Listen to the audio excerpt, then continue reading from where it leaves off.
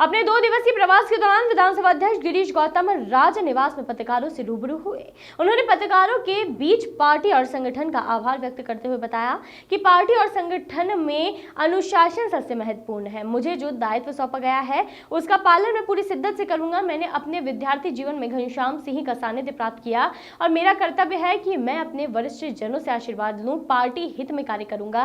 जनहित से जुड़ा हूं, हमें लगातार कुछ न कुछ सीखने को मिलता रहता है और आज भी इसी परिपाटी का अनुकरण कर रहा हूं। कि सरकार के खिलाफ लिखना या सरकार के खिलाफ बोलना क्या राजद्रोह है माना जाए? नहीं, ऐसा नहीं है। श्रीनिवास तिवारी जी के समय ऐसे बहुत लोगों पत्रकारों के खिलाफ राजद्रोह मुकदमा दर्ज हुआ था। नहीं सर, आप समझिए बात, लोकतांत्रिक अधिकारों की जब तक संविधान में गारंटी है तब तक सारे लोगों को अपनी बात लिखने का अधिकार है। पर यह छूट दी जा सकती कि पाकिस्तान का कैप्शन लगा करके और फिर किसी का विरोध करो, थोड़ा सा हिस्सा बचाना पड़ेगा। कैप्शन लगाओ पाकिस्तान का, पाकिस्तान जिंदाबाद, फिर विरोध लिखो मोदी का, करो विरोध, हम कहाँ कहते विरोध न करो, पर कम से कम उतना कैप्शन तो ना लगाओ। ये तो रोकना पड़ेगा, ऐसे कैसे छो है, हर आदमी को छूट। देखिए कुछ सामाजिक दायरे भी हैं और ये देश सामाजिक तौर पर हम बंधे हुए लोग हैं। हम यूरोप कंट्री में रहने वाले लोग नहीं हैं। हम परिवार चलाते हैं, समाज चलाते हैं, समाज के भीतर रहते हैं, समाज के मूल्यों की, उनकी परंपराओं की रक्षा हम ही करते हैं। कौन करता है? हम ही करते हैं। और आपको बता दूं, ये केवल हिंदुस्तान, रमाकांत जी नोट कर लेना, माता पिता का या अपने बुजुर्ग का पैर छूने की संस्कृति कहीं है तो यही है, दूसरी जगह नहीं है। मैं भी यूरोप घूम करके आया, या तो हाथ छुएंगे या तो गाल छुएंगे या तो कुछ करेंगे, पर पैर नहीं छुएंगे। इस संस्कृत को कम मानते हो? इसीलिए मैंने एक बार कहा था कि वो संस्कृत को जिंदा रखना, क्योंकि आजकल ये आपका मोबाइल बहुत आ गया बड़ा, अब सब फेसबुक पर मुनासर कर रहे हैं।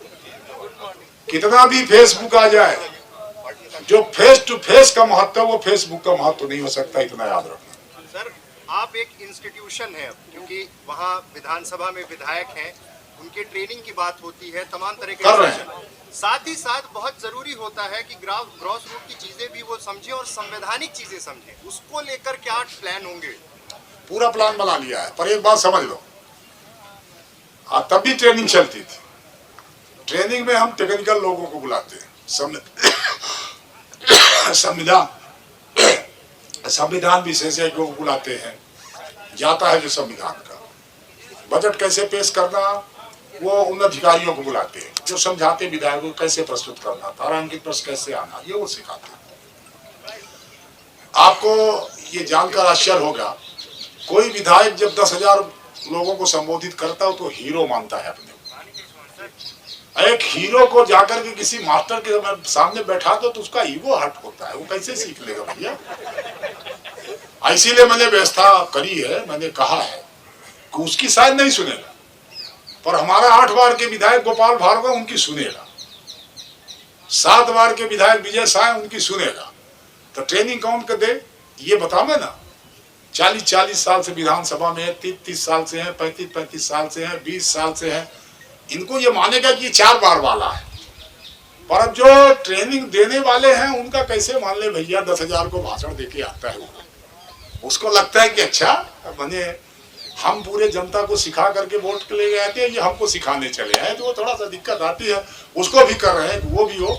दूसरा ये है कि हम सबको डाल देते हैं, जो नए विधायक आए वो ट्रेनिंग करें, उनको कर दिया। मैं उसका उल्टा कर रहा हूँ, मैं ये विधायकों से पूछ रहा हूँ कि भाई कौन कौन प्रशिक्षण चाहता है वो सूची में, और जितने लोग चाहते हो, 10 लोग चाहते होंगे 10 की व्यवस्था करूंगा, 15 लोग चाहते होंगे 15 की करूंगा। तो कम से कम एक बार उनकी इच्छा का हो जाए कि कौन लोग आना चाहते हैं। हमने कह दिया कि सब लोग जाओ तो पता चला कि सब में कोई नहीं आया, तो कम से कम एक बार हो जाए तो फिर उनको करूंगा। और करना चाहिए, सीखना चाहिए। और उनको कबीरदास जी के पास भेजा कि जरा इसकी कोई भूमिका लिख दो, तो उन्होंने एक बात कही थी, तू कहता कागज की लेखी और मैं कहता आखन की देखी, और तेरा मेरा मनवा एक कैसे होए दे। तो आप आँख कान हो, और इसलिए मैं कहता हूं कि आप हमारे सचिव भी हो, मित्र हो, आप हमारे गुरु भी हो, आप हमारे चिकित्सक भी हो, और तीनों भूमिका में आपको रहने की आवश्यकता है। और फिर मैं तुलसीदास जी को कोट करता हूं, उन्होंने कहा है, सचिव राय गड़बड़ करत भाई, प्रिय बोले भयास, राज धर्म तन तीन के हो वेग ही नाश। तो हमारा राज नहीं जाना चाहिए, हमारा धर्म नहीं जाना चाहिए, और हमारा तन नहीं जाना चाहिए। और इसलिए आप सचिव की भूमिका में रह करके और इस बात का प्रयास करें कि हम क्या कर सकते हैं इस क्षेत्र के लिए। हमारी जो क्षमताएं हैं, जो हमारी, आप सब जानते हैं कि जो हमसे हो सकता है वो करने का। आप पत्रकार, हमारे रीवा के पत्रकार बंधुओं को मैं एक चीज़ ज़रूर कहना चाहता हूँ, आप आइए भोपाल। अब तो भोपाल में आपके रहने की और खाने की अब किसी को चिंता करने की जरूरत है। गिरीश गौतम के रहते ये चिंता आपको नहीं होनी चाहिए। हमारे 3 साल का मुझे ये पद मिला है, तो 3 साल के लिए अस्थाई आमंत्रण आ दे रहा। रोज रोज नहीं कहना पड़े कि ये परमानेंट है, हम आपको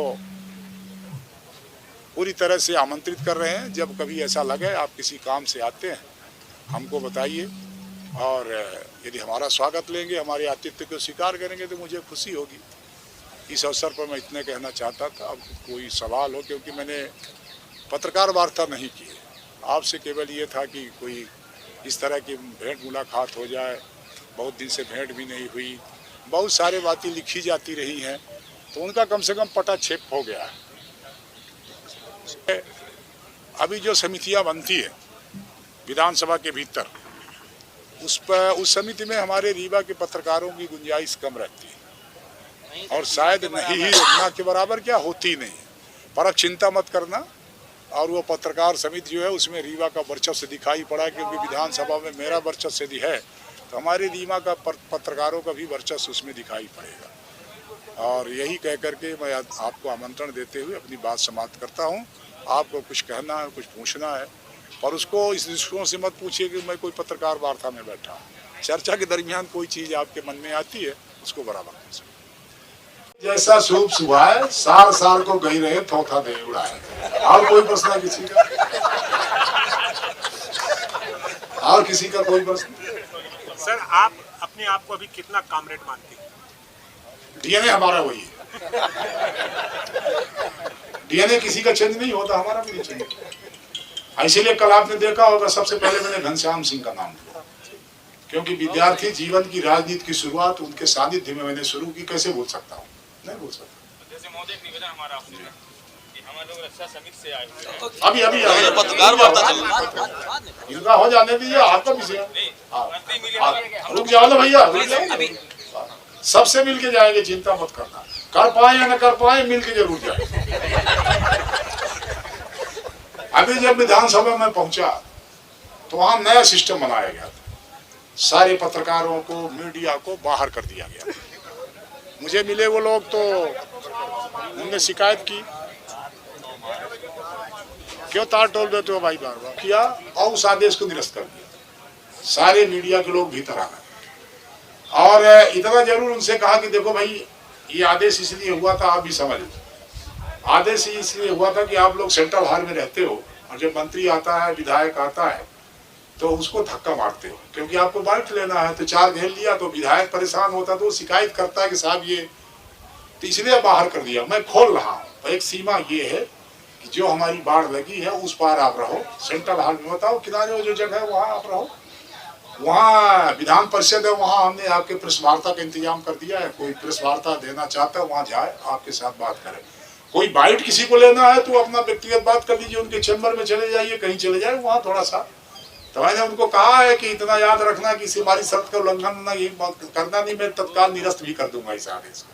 बड़े कोऑपरेटिव लोग हैं, बहुत अच्छा उनको लगा। दूसरा, छोटी छोटी बातें हैं जिनको कभी कोई ध्यान नहीं देता। अब आप कल्पना कर सकते हो क्या, विधानसभा में जो हमारे कर्मचारी हैं, जो खासतौर पर हमारे मिनियल्स हैं, कार्यभारित हैं, इनसे स्पीकर या पीएस कभी मिला ही नहीं। और मैंने जाते ही आदेश किया कि नहीं 5 बजे से 6 बजे तक केवल इनके लिए समय निर्धारित है, मैं अलग से बैठूंगा, वो सारे लोग आकर के अपनी बात करें। और रमाकांत जी मैं तो देख के दंग रह गया जब मैं उनसे मिला, साथ में बैठ के चाय पिलाया पिया। वो जो पूछ रहे थे कि क्या करेंगे, मैंने डीएनए छोड़ा क्या, वो कौन पूछ रहे हैं, उनको भी जवाब है। जब उनके साथ चाय पिया, जब मैं निकल गया तो बताया लोगों ने कि कई महिलाएं रो रही थी जो कर्मचारी थी, कोई चपरासी है, कोई पहुंचने वाली है, कि आज तक तो सामने नहीं खड़ा होने देते, साथ में बैठा के चाय कौन पिला दे। और मैंने उनको कहा कि चिंता मत करो, तुम्हारी समस्या का निराकरण करने का प्रयास करूंगा। और चलते चलाते हंसते हुए कहा कि भाई या तो तुमको 3 साल में पार कर दूंगा या तुम्हारे साथ ही डूब जाऊंगा, तो मैं सेव कर दूंगा। ये कह के आया हूँ। फिर कल बुलाया था पीएस को, फाइनेंस मिनिस्टर को, और छोटी समस्या जरा आप देखो क्या क्या समस्या लटकी हुई है। उनकी समस्या ये है कि उनके सामने कार्यभारित लिखा हुआ या जो कुछ लिखा है, अब उसके लड़के को पढ़ने को लोन मिलना बैंक से सरकार ने तय कर दिया, तो बैंक लोन एडवांस इसलिए नहीं करता कि नियमित कर्मचारी का करता है, कार्यभारित का नहीं करता। अब उन्होंने हमसे बताया कि साहब केवल नाम बदल दो आप ना, वेतन में हमारे कभी नहीं है, जो वो पाते हैं वही हम पाते हैं। उसी तरह से हमारी प्रोन्नति होती है, जो बढ़ता है वो उनका बढ़ता है, हमारा भी बढ़ता है, केवल नाम पर गड़बड़ है। और नाम गड़बड़ कर होने से ये नहीं मिलता। तो मैंने कल बुलाया था उनको, पीएस को कहा है, फाइनेंस मिनिस्टर को 15 दिन के अंदर सारा अध्ययन करके मेरे सामने रखो। ये कह के आया थोड़ा सा भला हो जाए बेचारों को, क्या कोई बुराई नहीं, भला हो जाए तो कोई दिक्कत नहीं। और कोई शिक्षण देने का एक काम शुरू किया है, एक नवाचार शुरू किया है विधानसभा के कार्यप्रणाली। उन्हीं को पत्रकारों को, सीनियर जर्नलिस्ट को ये कहा कि आप लोग बना लीजिए, इंतजाम हम करेंगे, जो नए जर्नलिस्ट हैं उनको ट्रेनिंग दो, क्योंकि कई बार कोई किसी खबर को जितना मिर्च मसाला नहीं लगाना चाहिए, शायद ज्यादा मिर्ची डाल देते हैं, और समाज में वो थोड़ा सा विद्वेष का फैलता है। इसलिए उनकी भी ट्रेनिंग दो कि मिर्ची कितना डालना, माने ठीक से रसोईया बन सके, वो मसाला कितना डालना, धनिया कितना डालना, जीरा कितना डालना, ये सिखाने की आवश्यकता, सबको सीखने, हमको भी सीखने की आवश्यकता है। इसीलिए मैंने कहा है रमाकांत जी, हमारे मार्गदर्शक, हमारे पूर्व जो हमारे वो थे स्पीकर सीता सरम शर्मा जी, अब हमारे एमपी प्रजापति होंगे, इन 3 सालों में हमारे मार्गदर्शक रहे। हमको जरूरत पड़ेगी सीखें, क्यों नहीं सीखेंगे उनसे, कोई आवश्यकता होगी। ऐसा कैसे मान लूं कि हम ही जाता है, कोई सामने वाला नहीं है। कई विषयों पर छोटी छोटी बातें लोग निकाल के करते हैं, और वो बड़ी महत्वपूर्ण होती, तो सीखना तो 24 घंटे चाहिए। जब तक जीवन है तब तक सीखते रहना चाहिए। कभी अपने को पूर्णता की ओर, पूर्णता होने का मतलब क्या होता है, शरीर की पूर्णता। हम पूर्ण हो गए तभी संसार में रहने की जरूरत क्या है, अभी हमको सीखना है, इसीलिए संसार में है, तो ये मान के चलना चाहिए। राजेंद्र गहरवार का सवाल हाँ, राजेंद्र जी पूछ नहीं रहे, पूछो भाई। वॉइस ऑफ राइट्स के लिए रीवा से नितेश सिंह गहरवार की रिपोर्ट।